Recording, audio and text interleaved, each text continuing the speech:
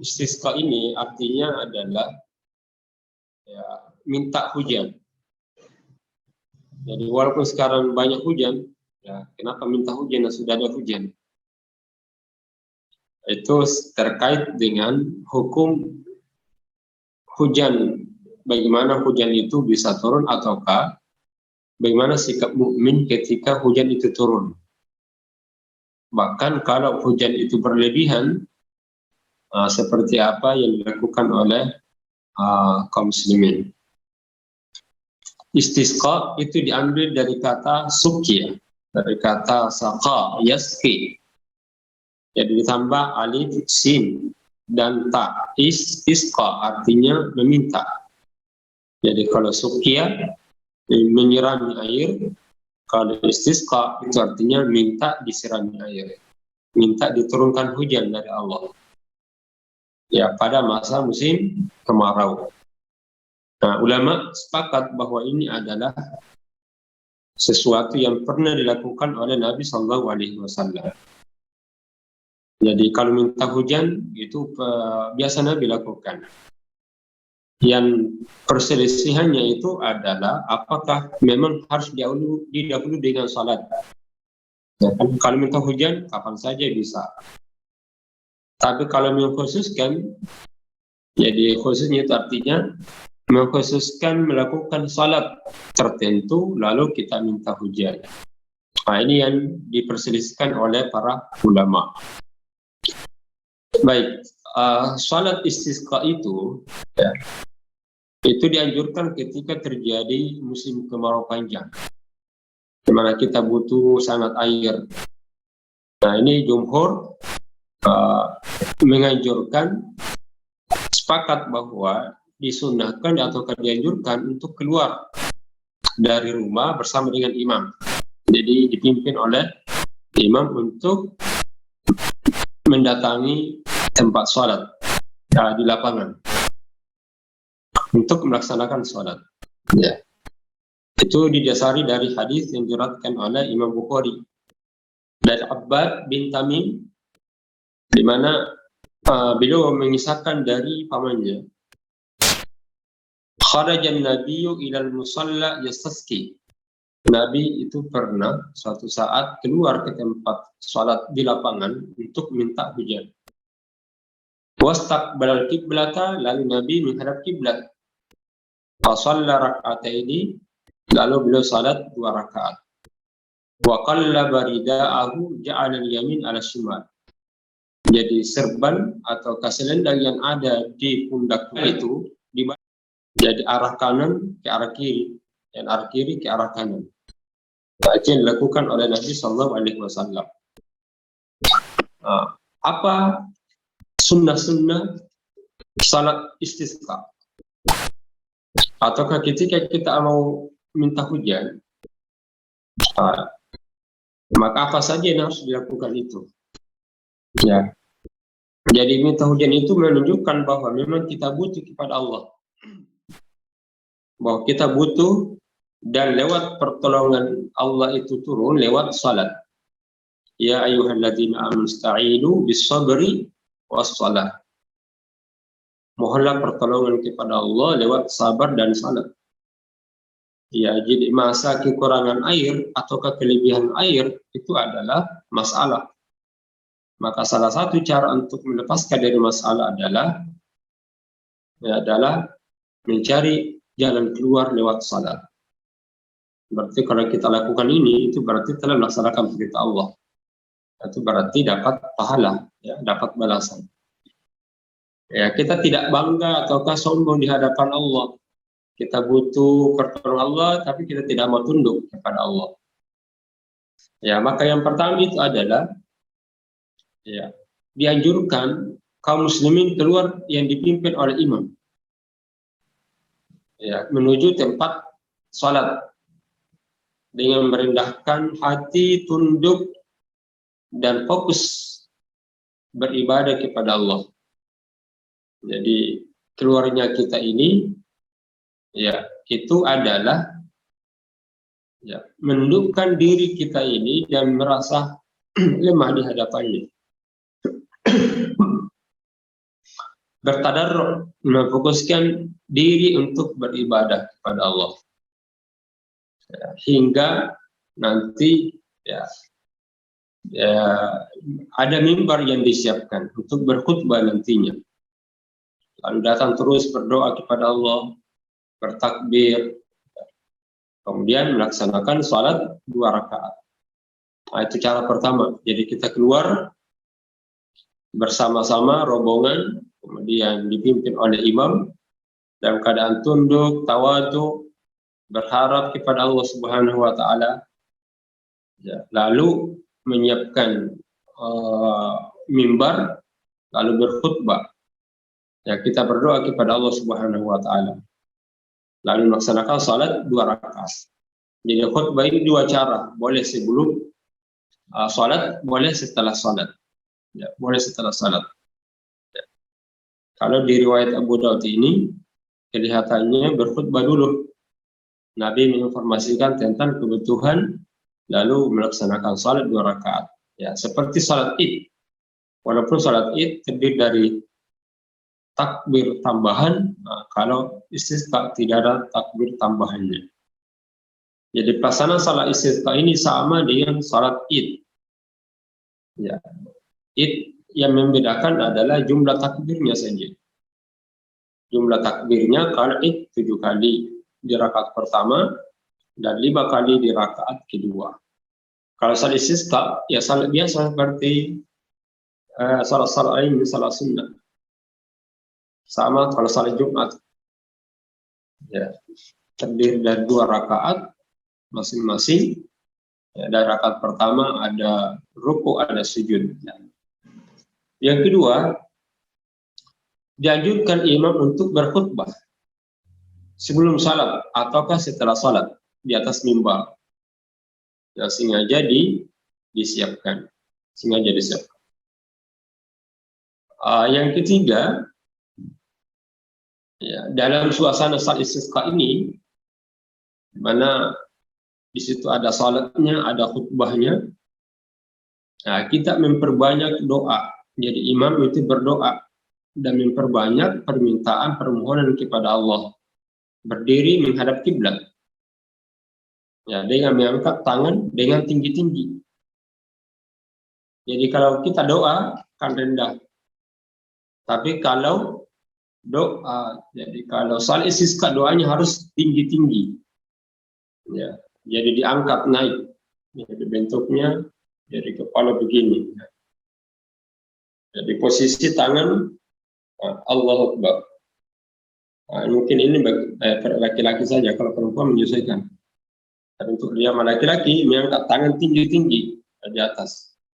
Itu pada saat berdoa, kata Nabi. Rafi'an mubalighan, ya, mubalighan fi raf'ihima. Jadi menjadikan, jadi tangan ini itu ke arah langit, ya, ke arah langit. Dan kaum muslimin yang ikut di belakang juga angkat tangan. Jadi sama-sama. Jadi imam mengangkat tangan dan makmum pun di belakang itu angkat tangan tinggi-tinggi. Kalau imam ini punya selendang, maka dibalik selendangnya dari arah kanan, kan selendangnya ini dibagi ini, dibalik. Yang arah kanan ke kiri menjadi ke kanan. Itu untuk apa? Tafaul, optimisme bahwa berubah keadaan. Keadaan yang ada hujannya, tidak ada hujan menjadi ada hujan. Baik, itu yang ketiga. Dan setelah kita keluar, lalu berkhutbah, lalu banyak berdoa, imam berdoa, kemudian memohon banyak-banyak kepada Allah, menghadap kiblat dengan mengangkat kedua tangan tinggi-tinggi, yang diikuti oleh makmum di belakang. Ya, serta selendang yang ada itu dibalik. Nah, sisi kanan menjadi kiri, sisi kiri menjadi kanan. Yang keempat adalah memperbanyak doa dalam istisqa. Jadi membaca doa yang ada di dalam hadis Nabi sallallahu alaihi wasallam. Jadi kalau kita berdoa dalam istisqa, doa apa saja? Ya, di antaranya itu adalah Allahumma skina gaithan mugitha mari'an nafi'a ghaira dharrin ajilan ghaira ajilin. Jadi ini doanya.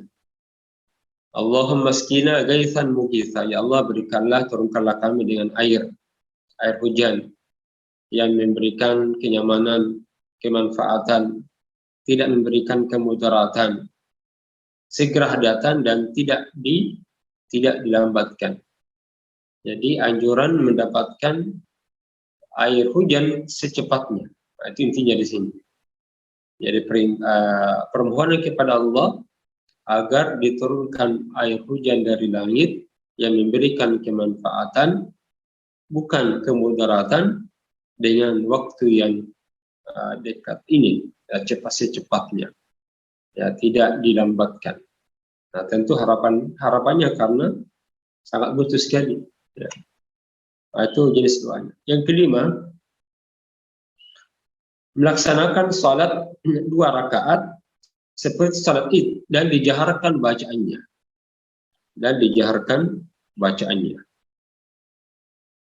Ya, sama kalau kita salat Id, jahar, baca Al-Fatihah dijahar. Surah-surah juga dibaca, dijaharkan. Dari takbirnya, bacaan Al-Fatihah, dan bacaan ayat-ayat ataukah surah-surah pendek. Ya. Baik. Apakah cara salat istisqa? Cara istisqa boleh selain keluar untuk salat. Jadi tadi memang sengaja kita keluar untuk melaksanakan salat dan berdoa. Tapi ada cara lain yang boleh dilakukan walaupun tidak seperti di atas, yang lebih praktis. Cara pertama adalah minta hujan, artinya berdoa agar mendapatkan air hujan saat kita berkhutbah Jumat. Jadi saat khutbah Jumat ini kan ada waktu khutbah, situ ada doa. Maka disisipkanlah di dalam khutbah Jumat itu doa untuk minta hujan. Nah, ini cara lain. Jadi tidak dibuatkan acara khusus. Datang ke tempat salat lalu ada khutbah khusus. Tapi di sini adalah dimanfaatkan momen salat Jumat, khutbah Jumat. Pada saat khutbah Jumat inilah di mana situ ada doa, maka dimasukkanlah doa minta hujan. Cara yang lain yang kedua, yang tidak formal, tidak khusus, adalah datang ke masjid, duduk-duduk setelah salat sunnah, apakah salat atau tidak salat, memang sengaja minta kepada Allah agar diturunkan hujan. Atau di dalam masjid. Jadi kita berada di masjid lalu berdoa kepada Allah. Yang ketiga, bisa juga minta hujan di luar masjid. Ya, minta hujan di luar masjid. Artinya saat kita butuh dan sangat berharap besar kepada Allah, saat kita ingat, situlah kita berdoa, ya Allah turunkanlah air hujan. Allahumma skina gaithan mari'an nafi'a ghaira dharrin ajilan wala ajil. Nah, tentu ini dilaksanakan di mana saja. Ya, berarti sudah 3. Pada saat khutbah Jumat, ataukah berada di masjid, ataukah di luar masjid. Itu bisa dilakukan. Ya. Baik, selanjutnya adalah kalau air hujan itu sudah turun, lalu apa yang harus dilakukan bagi seorang mukmin? Ya, jika hujan itu turun, maka disunahkan untuk membaca doa. Jadi kalau hujan turun, doanya adalah Allahumma sayyiban nafi'a. Jadi doanya adalah Allahumma sayyiban nafi'a. Ya, ini mododin, ringkas deh. Ya. Allahumma sayyiban. Ya Allah, turunkanlah hujan. Nafi'a, yang memberikan kemanfaatan. Ya, berarti air hujan yang bermanfaat. Allahumma sayyiban nafi'a. Ataukah kalau lebih ringkas lagi, kalau kita lihat ada air hujan turun, kita menyatakan rahmatun, rahmatun, rahmah. Ini seperti yang dikisahkan oleh Aisyah radhiyallahu anha. Anna Nabi sallallahu alaihi wasallam idza ra'a al-matara qala rahmatun. Nabi biasanya kalau melihat air hujan itu turun, beliau langsung menyatakan rahmat, rahmatun, rahmatun. Jadi ini doa. Ya, mudah-mudahan ya, kita tidak lupa kalau Allah turunkan hujan, nah, kita baca doa Allahumma sayyiban nafi'a. Allahumma sayyiban. Ataukah kalau yang paling ringan lagi, kita bilang saja rahmatun, rahmatun, rahmat, rahmat. Ya, yang diingat nama rahmat. Jadi saat turun hujan, ya kita sebut saja rahmat. Ini adalah pada saat turun hujan kita lihat, kita berharap bahwa yang turun itu adalah rahmat Allah. Yang kedua itu menunjukkan bahwa kita tidak lupakan siapa yang menurunkan Allah, siapa yang menurunkan hujan dari langit, yaitu Allah Subhanahu wa taala. Itu yang pertama, ketika hujan itu turun, maka disunahkan untuk berdoa. Doanya tadi yang kita sudah jelaskan. Sayyiban, Allahumma sayyiban nafi'a. Atau kita ucapkan saja rahmatun, rahmatun. Yang kedua, saat hujan itu turun, kita wajib meyakini bahwa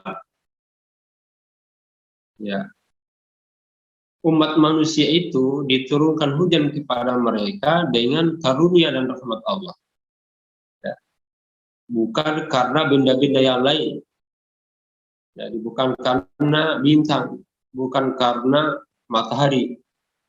Tapi menurunkan hujan dari langit itu adalah karunia dan rahmat Allah Subhanahu wa taala. Itu keyakinan. Jadi bukan secara alami terjadi, tapi memang Allah yang menurunkan air hujan itu dari langit. Di mana tidak sebuah terkadang waktu-waktu itu tempat-tempat itu diserang oleh air hujan. Nah, itu yang kedua. Yang ketiga, disunahkan untuk berdoa apa saja. Jadi kalau hujan itu turun, bagusnya kita banyak-banyak berdoa. Ya.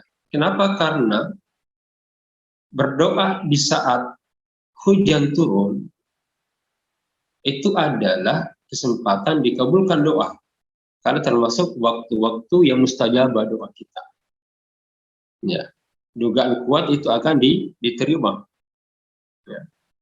Ini seperti riwayat hadis Nabi SAW, dan insyaallah hadisnya ini dinyatakan sahih oleh Syekh Al-Albani. Nabi pernah menyatakan bahwa utlubu istijabat doa. Jadi carilah atau tuntutlah istijabah doa, pengabulan doa. Itu di waktu-waktu tertentu, kata Nabi SAW. Yang pertama adalah inda iltiqa'il juyush. Itu saat berhadapan dengan musuh. Jadi ketika ada musuh di hadapan kita, lalu kita mampu berdoa, itu biasanya dikabulkan. Karena dalam kondisi sangat kritis, genting, terjebak, tidak ada cara lain kecuali itu.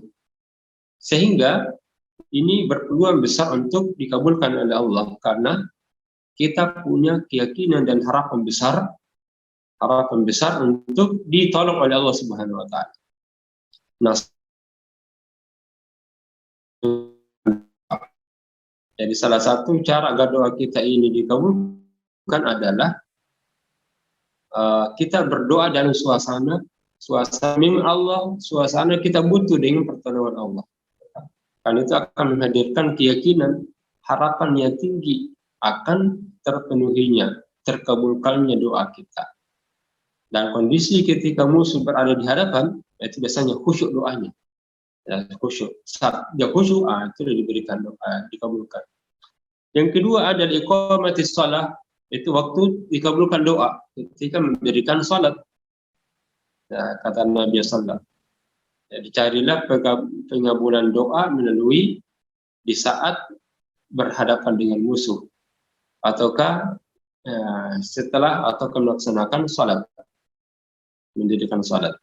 Yang ketiga, wa nuzulil ghaitsi, ya, saat air hujan itu turun. Kalau tahu anak-anak kita di kampung bosi-bosi tahu hujan-hujan. Bahwasanya kalau hujan ini manfaatkan untuk berdoa karena itu termasuk dikabulkan. Karena kita ini banyak, apalagi sekarang musim hujan, kesempatan banyak harapan-harapan. Ya, harapannya ya diamankan, dibahagiakan, dimuliakan oleh Allah. Yang punya anak 2, mau lagi tambah 1 anaknya. Kemudian mau terangkat pangkatnya, ya menjadi golongan A, golongan B, golongan C, lancar-lancar. Artinya banyak harapan-harapan kita. Itu bisa dilakukan, kita memanfaatkan waktu hujan, saat hujan. Yang keempat adalah dianjurkan saat hujan itu turun, bosi-bosi sedikit ditawa. Jadi berhujan-hujan sedikit. Jadi Nabi biasanya kalau hujan itu turun, itu menghamparkan pakaiannya, ya, sehingga beliau terkena dengan air hujan. Jadi dibuka sedikit badannya, pakaiannya terbuka, lalu berada di bawah air hujan. Ya, itu maka Rasulullah menyatakan, sahabat bertanya, Rasul, kenapa engkau lakukan ini? Dan ini adalah hadithu ahdi rabbihi ta'ala. Nah, ini adalah peristiwa, ya, jadi dikabulkannya doa dari Allah Subhanahu wa taala, sehingga bentuknya bersyukur kepada Allah. Baik. Yang kelima adalah kalau dikhawatirkan bahaya karena terlalu banyak ini air hujan itu turun, ya, maka disunnahkan untuk mengangkat tangan untuk berdoa, ya, di atas mimbar agar hujan ini itu tidak memberikan mudarat. Ya, doanya Allahumma hawalaina wala alaina, Allahumma adal hakami wa turabi wa butun awdiyah wa manabitu syajar. Jadi mohon kepada Allah Subhanahu wa taala agar air hujan ini tidak memberikan kemudaratan. Ya, kita angkat tangan di atas mimbar agar air hujan, ya, itu tidak sampai merusak, ya, atau memberikan kemudaratan kepada masyarakat, pada wilayah di mana itu hujan itu turun. Baik, itu saya kira di beberapa tuntunan, ya, terkait dengan salatul istisqa. Yang hikmahnya sebenarnya adalah, ya, salah satu sunnah kalau kita menghadapi masalah maka dianjurkan untuk bersegera menuju Allah Subhanahu wa taala. Kemudian yang kedua, untuk menguatkan akidah bahwa air hujan itu turun dengan izin Allah Subhanahu wa taala. Ya, sehingga situlah kita mohon kepada Allah agar dikokohkan bahwa yang menurunkan air hujan itu adalah bukan benda-benda langit, tapi Allah yang menurunkan. Adapun adab-adab mereka yang melaksanakan sholat itu, mereka keluar dari rumah menuju lapangan, lalu berkhutbah di atas mimbar, dan memperbanyak doa dengan mengangkat tangan tinggi-tinggi, ya, dan diikuti oleh jamaah makmumnya, dan memperbanyak doa-doa. Di antaranya doa itu adalah Allahumma skina ghaisan mugitha mari'an nafi'a ghaira dharin ajilan wala ajil. Kemudian kedua, dikuda al-hikmah dan melaksanakan salat 2 rakaat. Ya, ini bisa dilakukan di luar salat juga, salat Jumat, bisa di masjid, bisa di luar masjid. Dan kalau hujan itu turun, maka dianjurkan membaca doa Allahumma sayyiban nafi'a, ataukah cukup yang ringkas kita baca rahmah. Dia meyakini bahwa, ya, air hujan itu turun dengan izin Allah Subhanahu wa taala. Dan kita manfaatkan masa hujan itu untuk berdoakan, itu waktu-waktu yang dikabulkan doanya oleh Allah Subhanahu wa taala. Pun kalau khawatir bahaya dari hujan itu, maka kita angkat tangan lagi tinggi-tinggi lalu minta kepada Allah agar ya, tidak menurunkan yang dapat membahayakan. Ya baik, saya kira sementara dulu.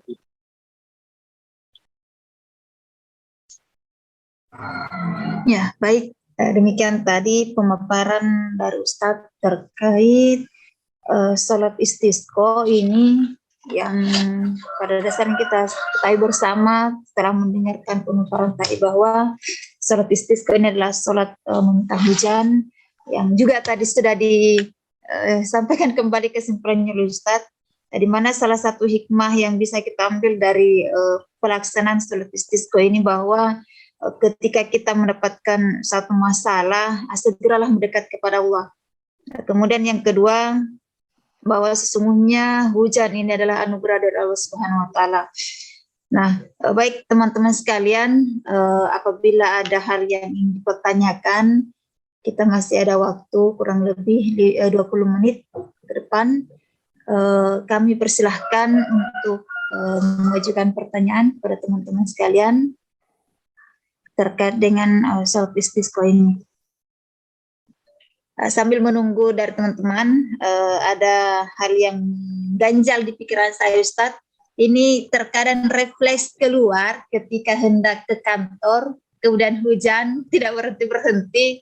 Ada perasaan langsung, ada kalimat mengatakan begini, Ustadz, aduh hujan lagi. Maksud saya, apakah kalimat-kalimat seperti ini termasuk sebuah termasuk hal yang dilarang, Ustadz, ketika kita mengatakan aduh hujan musim, atau ada bahasa mengatakan begini, sampai Pak di rumahku deh berhujan, karena itu terlontar, Ustadz. Apakah ini termasuk sesuatu yang keliru atau seperti apa, Ustadz? Iya, baik. Memang dalam kehidupan sehari-hari kita diuji oleh Allah, uji tauhidnya.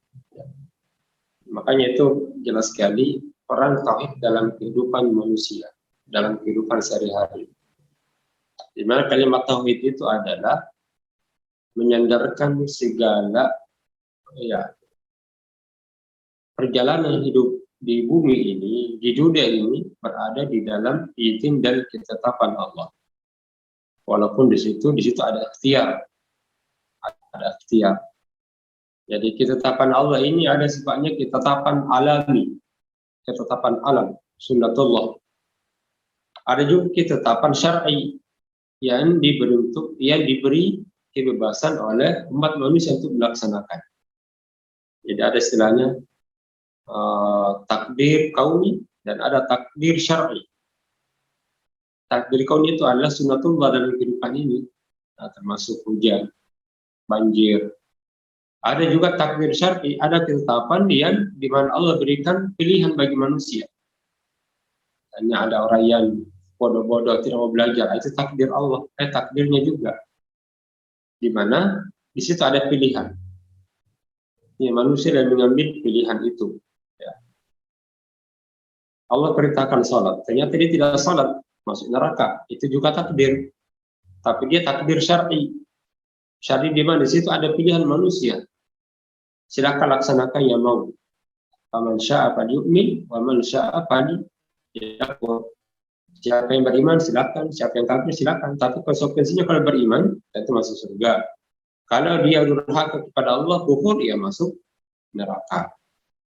Nah ini menyadarkan segalanya itu bahwa Allah berada dalam Allah yang mengatur semuanya. Nah aturan Allah ini situ melekat rahmatnya Allah di situ. Jadi segala apa yang Allah tetapkan, pasti Allah yang maha pengasih itu meletakkan rahmatnya di dalam. Karena melekat salah satu sifat Allah adalah rahmat dan rahim. Artinya dia tidak akan menurunkan hujan kecuali ada sifat rahmat Allah. Sehingga bisa dikatakan apapun yang Allah tetapkan, pasti di situ ada rahmat Allah yang melekat. Kenapa? Karena Allah Maha Pengasih lagi Maha Penyayang. Sehingga ketetapannya pasti ada rahmat. Nah, kalau misalnya ada kata-kata, ayo bos, deh. Kalau ditambah lagi, itu berarti keluar dari hati yang tidak menerima dengan legowo. Nah, bos ini bisa dia istilahnya kan. Jadi seperti walaupun tidak sampai berdosa besar, tapi teruji akidah kita kepada Allah bahwa kita tidak terkontrol saat itu menghadapi suasana. Ada juga memang keluh kesah saja. Seandainya saya cepatkan nanti di sekolah baru hujan, kenapa lagi turun itu hujan? Itu berarti berhujat Allah itu. Karena tidak bisa diatur-atur itu hujan. Kalau dia mau turun di Unismu, pasti turun di Unismu. Kalau kita minta di SMP Unismu mau turun di Unismu tidak jadi. Karena yang turunkan itu adalah Allah Subhanahu wa Ta'ala. Mau diatur-atur itu hujan. Kita hanya dapat memperkirakan bahwa bulan ini turun hujan. Ada mendung. Ya, perkiraan saja, namanya perkiraan cuaca. Karena itu berarti asumsi saja. Bisa jadi, bisa tidak jadi. Karena terkadang diasumsikan ini hujan, diprediksikan tidak hujan. Karena kan ada doanya yang lebih kuat. Allah turunkan hujan. Dia lari ke sana. Ya seharusnya harus turun di Unismu. Tapi karena doanya di Unismu lebih kuat, dia lari itu hujan. Di bawah angin kencang, angin luas. Bisa kita lihat di Makassar hitam. Tiba-tiba tidak hujan, nanti di Pangkep baru hujan. Atau di Batam. Jadi kalimat ini terkadang mungkin ada juga refleks keluar. Ya, itu tidak dapat dosa kalau refleks. Ada sifatnya refleks keluar tanpa disadari, lepas saja itu dimaafkan oleh Allah Subhanahu. Nyempetin istighfar tadi. Langsung ke istighfar. Sama juga kalau macet itu biasanya kita diuji akidah kita. Iya betul. Iya, kalau macet kan ada dua jalur. Kalau jalur macet, jalur tidak macet. Ada jalur macet, ada jalur alternatif. Pada saat kita ambil jalur alternatif kan lebih macet daripada jalur utama. Maka muncul, kenapa saya lewat di sini maunya itu tadi. Nah, itu akidah kita ini lagi diuji. Ya, karena menyesali apa yang telah menjadi pilihannya. Padahal Allah berikan pilihan. Pun kalau itu kita sudah bersangka kan terjadi, ya harus diterima. Ya kalau hujan ya maunya apa? Ya mau kita apa? Ya. Jadi kalau maunya seperti ini, karena tidak ada juga manfaatnya. Bosi misalnya. Bawahnya itu tidak bosi ya. Ini artinya seakan-akan ada perasaan tanda kutip belum siap menerima ketetapan Allah. Nah, padahal jiwa seorang mukmin itu adalah siap mengambil resiko. Jadi, dan yang kedua penting bahwa hal yang menghalangi itu tidak jadi masalah. Yang bermasalah adalah ketika kita tidak mampu melewati masalah itu dengan cara tidak mampu menerima. Kan hanya Allah terima misalnya. Karena setelah itu ada hal yang baru yang Allah yang berikan. Jadi baik krisis maupun musibah, air hujan, apapun itu sebenarnya adalah hal yang belum pernah terjadi. Karena dengan cara itulah biasanya Allah mendidik manusia. Yang penting dia bisa bertahan. Jadi pada prinsipnya musibah atau tantangan, cobaan, ujian, bahkan kekalahan, apalagi kekalahan, kegagalan, nah, itu semuanya adalah peluang-peluang. Tidak jadi masalah sebenarnya itu masalah. Yang bermasalah kita ketika menghadapi masalah itu. Ada yang tidak mampu melewati masalah itu, nah, dia putus asa, dia cemas, dia hujat Allah, hujat Tuhan yang pencipta alam semesta. Nah, maka perlu kalau kita sudah mengambil sikap begini, ya harus berani, harus bersabar, harus menerima sunnatullah sambil mengantisipasi, mengambil sikap. Kalau hujan, bikin payung. Ya, sediakan payung sebelum hujan. Kalau sudah hujan, ya ambil saja payung, dapat lagi pahala, bisa lagi membeli payung itu dapat infak. Kita dapat berinfak dan bisa membantu si penjual. Hanya karena sifat gigi kita ini tidak mau itu beli-beli, tidak mau repot. Istilahnya manusia ini tidak mau direpotkan oleh keadaan. Padahal keadaan yang merepotkan itulah yang membuat dia terbentuk dirinya. Padahal dengan merepotkan dirinya itu rahmat Allah akan datang. Ya, seperti itu. Ya, alhamdulillah tidak aku yang ini. Disyukuri Ustaz. Makanya kan tadi itu kalau turun hujan apa yang kita bilang? Rahmat Allah, kan? Rahmat. Lahum thayyiban nafi'ah. Hafal sudah itu doanya Ustaz. Rahmatun. Ya. Ya, dari teman-teman mungkin ada lagi yang mau dipertanyakan seputar kesehariannya dengan hujan.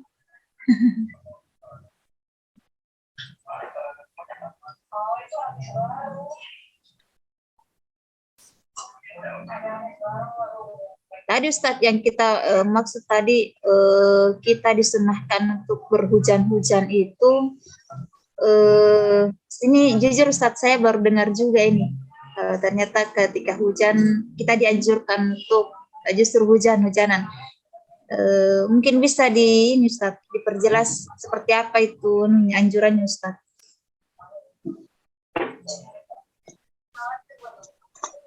Jadi maksudnya di situ adalah ya, ketika Allah Subhanahu wa taala menurunkan air hujan ini, ya, kan kita minta hujan pada Allah Subhanahu wa taala.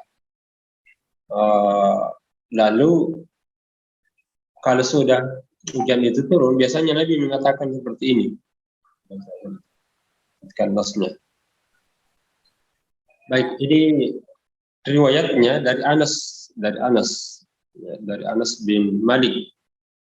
Beliau pernah mengatakan kami suatu ketika itu terkena hujan bersama dengan Rasulullah SAW. Maka Rasulullah SAW ini langsung membuka atau pakaiannya itu sehingga air hujan terkena badannya oleh air. Karena kenapa? Kan Allah yang menciptakan ciptaan dan menjadikan ya di sebagian maknanya seperti air hujan itu memberikan kemanfaatan dan keberkahan kepada cucu Adam. Inilah makanya kan Allah mengatakan itu wa nazzalna minas sama'i ma'an mubarakan. Kami turunkan air hujan dari langit yang berkah. Fa'ambatna bihi jannatin, maka kami tumbuhkan itu dengan tumbuh-tumbuhan, biji-bijian di sini. Maka menjadi tahur. Wa anzalna minal ma'i ma'an tahura. Ya, kami turunkan. Nah, hadis ini ya, itu yang dinyatakan bahwa ya, suatu ketika bahwa Nabi sama Rasulullah SAW, maka Nabi SAW membuka pakaiannya. Jadi menyingkap sebagian pakaiannya. Lalu mengangkat ya al-ba' di badan sebagian agar air hujan membasahi. Ya, air hujan itu membasahi. Air hujan yang turun dari langit. Ya, turun dari langit. Ini sahabat juga heran itu. Seperti herannya Ibu Muslim tadi, kenapa mesti begitu? Maka sahabat bertanya, ya, itu untuk apa?